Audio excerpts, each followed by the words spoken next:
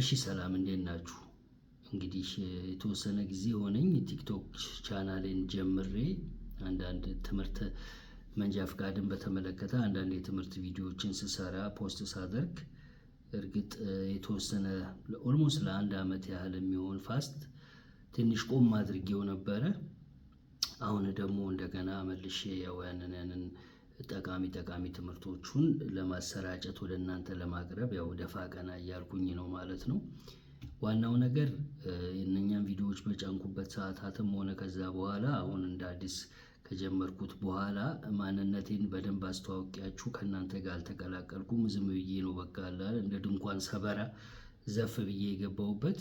ብዙዎቻችሁ ደግሞ ጠይቁኛላችሁ የት እንዳለው የት እንደምሰራ እንዲህ አይነት ነገር ያው ምክር ምናምን ነገር አጠቃላይ ከመንጃ ፍቃዳችሁ ሂደት ጋር በተያያዘ የሚያስፈልጋችሁ ኢንፎርሜሽን ሊኖር ስለሚችል የት እንዳለው ምናምን የምትጠይቁኝ ነገር አለ።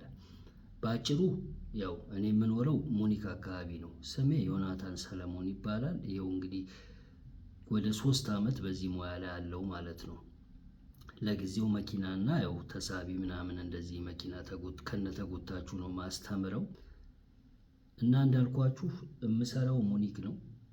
በአጠቃላይ ግን የትም ሁኑ የት መንጃ ፍቃዳችሁን በተመለከተ የምትፈልጉት ምክራዊ አገልግሎት ካለ አንዳንድ ነገር ቲዮሪውን በተመለከተ ወይ ጥያቄዎች ያልገቧችሁ ነገሮች ምናምን ካሉ ይሄ እንግዲህ በተለይ በቅርብ ጊዜ ወደ ጀርመን የመጣችሁትን የጀርመንኛ ቋንቋ በጣም ገና ውስጣችሁ ያልተዋሃደውን ወገኖችን ማለቴ ነው። ሌሎቹን አይመለከትም። ማንኛውም ፋልሹ ላይ የምታገኙት ትምህርት ከበቂ በላይ ነው። ያው መንጃ ፍቃድ ማውጣት ጀርመን ውስጥ ያው ኮሌጅ በሉት የታወቀ ነው።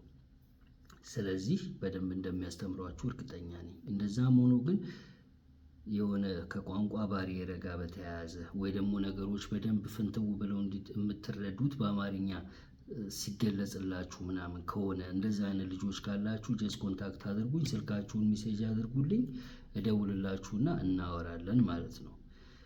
ሌላ እንግዲህ ምንም ማለት የሚያስፈልገው ነገር የለም። ያው ትምህርቱን በየጊዜው አቀርብላችኋለሁ ቻናሉ ላይ የሚያስፈልጉትን ነገሮች እናንተም የምትፈልጉትን ነገር የዚህ አይነት ነገር ስራልን ምናምን በሉኝ እና እኔም ደግሞ ያንን ፖስት ለማድረግ እሞክራለሁ ማለት ነው። ይህ ነው እንግዲህ ያለው ነገር ለጊዜው።